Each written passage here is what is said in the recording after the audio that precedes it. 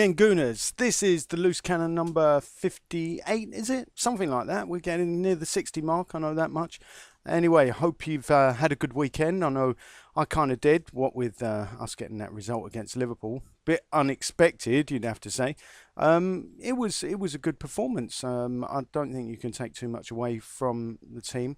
Um, it At times we were a bit shaky. Looking at the right back position, Carl Jenkinson, he's improving all the time, but I'm not really overly convinced by his performances. Although I've got to say, he did a great job on Raheem Sterling. I noticed the commentator kept trying to say he's doing a sterling job, but he resisted the temptation. So well done, that commentator. But yeah, talking of commentators, anybody else miss Stuart Robson's comments? I certainly do. I don't agree with him. I've kept saying it, but I want to start a petition, get Stuart Robson back on Arsenal Player. The other guys are quite good. Martin Hayes, not bad, and Adrian Clark. His tactical analysis seems sound enough, but I miss Robbo. I want Robbo back. That's just me, right? So what have I got for you today? Not an awful lot. Some, to me this was reasonably funny stuff. Anyway, the fish. You're going to wonder what's he talking about now? Fish. He's in the right sort of location to be talking about fish, but there's been a lot of fish talk at Arsenal lately. Harry Redknapp said Theo can be a big fish at Arsenal, and he said rather than lament the sale of our captain as another nail in Arsenal's coffin. It sounds like a bit of journalistic license went on there. Can't imagine Harry coming out with those exact words. He said Theo should seize the chance to replace him meaning Robin Van Persie. And yeah, like I said, do you think Harry Redknapp would use that word, lament? Possibly. I've been known to use it on occasion myself. Theo could be a great candidate to replace Robin Van Persie, he said. And he said, and I do agree with Harry on this one, he said central defenders simply cannot handle Theo's pace, his quick turns and lightning reactions, the way fullbacks are perhaps better equipped to do. I think I took out the word so at the end of that. There I am correcting Harry's English. Who am I to do such a thing? Anyway, I just think, yeah, we're playing him in the wrong position, clearly. And he's not even the wrong position for Theo at the moment. He's on the bench, but some people would say that's where he deserves to stay after this contract wrangling that's been going on and still not settled. And Harry also added, Theo is scary when he runs straight down a centre-half's throat. It must be pretty scary for the centre-half as well, have something running down your throat. And he said, of course, he can perform out wide too. But yes, he can perform out wide, I agree, but he's not always world class in that position. I think if he played in his right position as a striker, he would cause running down people's throats, etc., etc. Something else I noticed in recent days was that apparently we put in 2 bids for Johan Cabaye. This is according to Louise Taylor of The Guardian. So that's what she reckons. If anybody out there has got any other evidence of these 2 bids, I'd love to know about it, because as far as I'm aware, I'm the first one that came up with the idea that we should sign Cabaye, and then next thing I knew, it was plastered all over the press that we were putting in bids, but there's never been any official confirmation of a bid happening. So if anyone knows different, please let me know about it. And what else can I talk about? Obviously, there's been a lot of talk about Steve Bold. I'm getting a bit worried. The talk has got to the point where it's almost like we're giving him credit for that victory. And what do you think Arsene Wenger's going to think about that? We've had headlines like Bold and the Beautiful. What a difference a Bold makes. I think that was on Tie Yellow Ribbon. Websites giving Boldy the credit. And of course, let's not forget what happened to Martin Keown when he started getting credit. Next thing you know, he was out of a job. Maybe Martin Keown's job wasn't quite as official as Steve Bold. And Steve Bold, listening to him on Arsenal Player the other day, have to say he seems he's very much a team player. I don't think he's going to take any credit away from Arsene Wenger. I'm not saying Martin Keown was any different in that respect, but anyway, we know what happened to Keown. Bit worrying about Thomas Vermaelen. Hopefully his injury is going to be all right. The cynical and always sorry Suarez stamped on him. I don't know how he got away with that. I thought it was quite vicious. There was another nasty foul on Vermaelen from Steven Gerrard. He gets away with it because he's England captain, I guess. Not as cynical as Suarez, so no way. At least Gerrard went for the ball, but then he, as he slid in, he raised his foot, and I don't think we need that kind of thing in the game, to be honest. So then, what else have I got for you? Yeah, talking of that game, I was mentioning Jenkinson. I mean, he played really well in as much as he defended well against Raheem Sterling, but then on occasion, the stray pass was entering his game. Not just him, Mertesacker was guilty of it. A couple of stray passes, not under pressure. There was that atrocious volleyed clearance when we discovered he's got no left foot at all. Hopefully he can prove us wrong on that. And with Abu Dhabi getting man of the match, yeah, I think he deserved man of the match, but let's not forget he did bottle out of at least 2 challenges. I put down the minute if you want to check. 51st minute. There was 2 challenges. He bottled right out of it. And I can't blame him. To be honest, I can't blame him after the injury problems he's had in the past. Who can blame him for not trying to get his leg broken? And of course, recent times in the last couple of days, feels like I've been away forever. There's been Peter Hill-Wood's been in the newspaper. Somebody said he's an easy target, but the thing is, Peter Hill-Wood makes himself an easy target by coming out and saying silly things, and some people affectionately call him the Prince Philip of Arsenal. And I haven't really got any time for the guy. I never met him, so what can I say? He's not a mate of mine, and neither is David Dein. But I tend to take the David Dein stance a lot more, purely because even when Peter Hill-Wood snipes at him, to me, David Dein seems like he was the right guy to run our club. He wanted us to share Wembley, and Peter Hill-Wood's said it's a bloody long way away, and that was his argument against sharing Wembley. I thought it was a great idea. We'd have a lot more money to spend on the transfer front now had we been sharing Wembley. Plus, a lot more people could go to games. We could be selling out Wembley every other week. I know no one wants to go there, but we've seen what a stadium it is now. It's a great stadium, right? And anyway, Peter Hill-Wood, he's made £5.5 million from selling shares, and his argument against Usmanov joining the board is, I don't think Usmanov would fit in, that's all.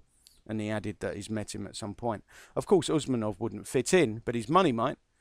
The flotation of his company, his mobile phone company, Megaphone, is expected to yield something like £2.5 billion. That's only 20% of his company's worth. So you've got to say, well, why don't we want somebody like that ploughing their money into the club? Why? I don't know the answer to those questions, but I think I've got every right to pose those questions, and it'd be interesting to see if anybody from the board can give a better answer than I don't think he would fit in. That's all. It's not a great answer, is it? It's a bit like saying about Stan Kroenke, we don't want his type or his sort. That was it. I don't want his sort. That's, to me, it's not a way to run a club. Anyway, I won't keep going on about him because otherwise I'll be here all day. Anyway, I was a bit worried when I looked at the squads, the 23-man squad for the Champions League. Interestingly enough, Craig Eastman is on it. His name came up the other day. Somebody saying, where's Craig Eastman? And he's not fulfilled his potential. Saw him playing for the under-21s against Everton. 3-0 win for Arsenal. Sanchez Watt with 2 penalty goals, and then Ed Basilio with the other.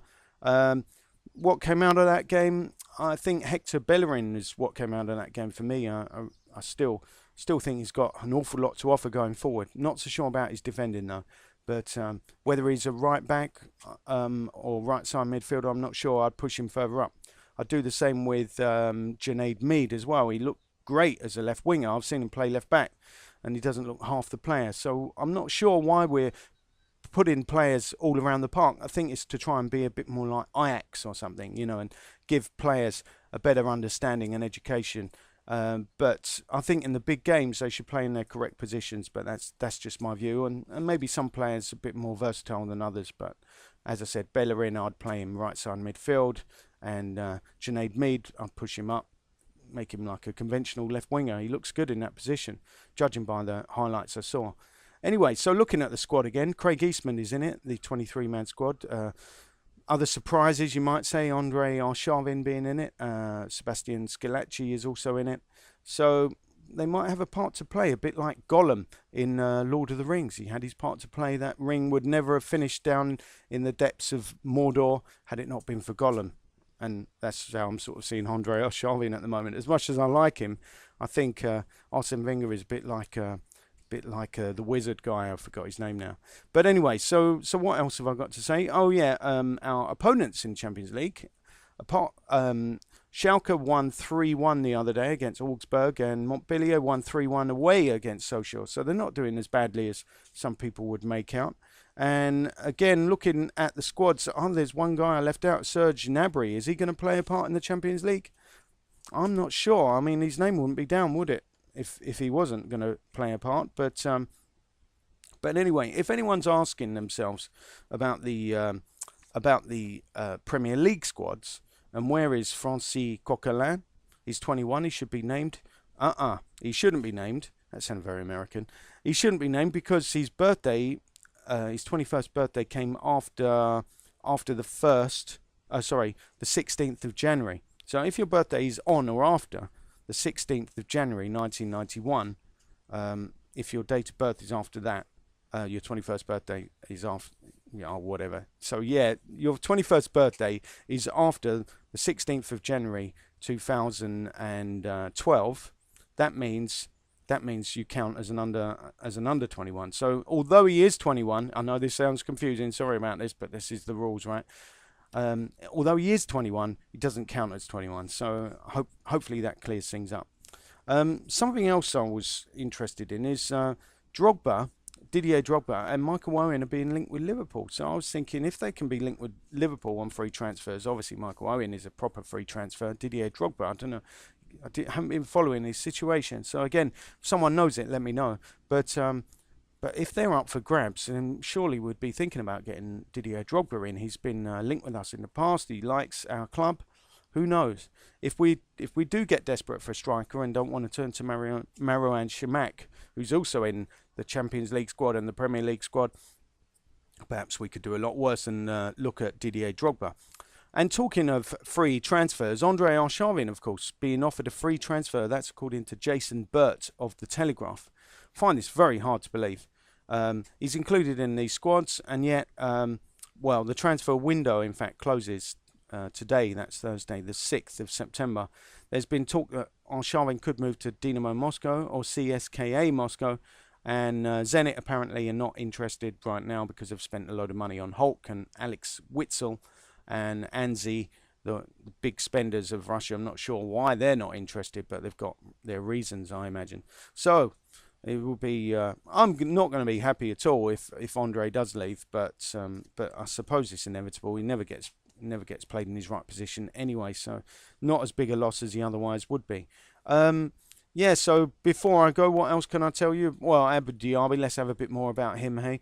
I mean, he's the man of the moment. Described as fragile but a player of immense impact. That was the Wenger assessment according to James Lawson of The Independent. And, got to say, on that performance, if he can play the way he played against Liverpool, he's got a place in my team. And Arteta, of course, playing in a deeper position, looks pretty comfortable doing that. So seems to be working out all around. The team played really well. We've got to be happy. Like I said, there was a few stray passes from Mertesacker and Jenkinson, but overall, I thought their performances were good. Gibbs, solid display from him. I think Vermaelen arguably was the other man in the match. The amount of knocks he took in the game, as I mentioned before. What else can I say? I can also tell you about last season. He only managed 98 minutes, Abu Diaby, and he said, interestingly, he needs to get his confidence back in challenges, which, as I said, he pulled out of a couple of challenges, so that makes you wonder. And talking of defenders, what's that got to do with Abu Diaby, you might ask? Well, I was talking about challenges, right? Talking of defenders, Mikel Silvestre, interestingly enough, training at London Colney, so perhaps he could be signed as a free transfer. I think we've still got places in the squad available. We've got at least one space left in the squad for a non-homegrown player. So perhaps Mikel Silvestre will be that man. I know you're all groaning at this point, but bear with me on it. It's not that bad.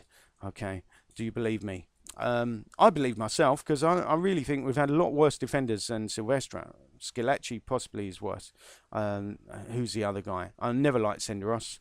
He's not gone on to bigger and better things, has he, just yet? But I know he was committed and a very nice guy. But as a footballer, I just didn't like him. I just thought he was too slow and ponderous. Like people complain about Per Mertesacker, but on the ball he's pretty good, and his reading of the game is excellent. I think. Like I said, there was a couple of stray passes. I think I would want to iron out of his game, but Steve Bold clearly ready to do everything he can to get our defence shipshape, and not letting in any goals from 3 games is a pretty good start, you have to say. So we're in good shape financially as well. Arsene Wenger says we make a profit every year. In a Europe where everybody is struggling, we find ourselves a little bit in the situation of Germany in the European economy. I'd like to know your thoughts on that. Obviously, I feel we should be looking at spending the money in the bank rather than just letting it earn interest for the board members, if that's what's going on. And Peter Hill-Wood said in his recent interview, we can't spend £50 million on a player. I don't think Stan Kroenke is going to put the sort, he likes the word salt, doesn't he? He's going to put the sort of dollars in that Abramovich or Sheikh Mansour are putting into Chelsea or Manchester City. That's not the way he thinks clubs should be run. The Glasgow Rangers example is something we've all got to guard against.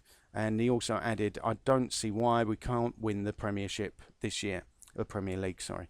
I don't think it's going to happen personally, but there you go. Also, something I don't think is going to happen. I don't think we're going to sign Liam Moore, the 19-year-old from Leicester, who's been linked with ourselves, Manchester United, Spurs, Everton, and Aston Villa. He's got how many caps? 3 England under-17 caps. He can play right back or centre back.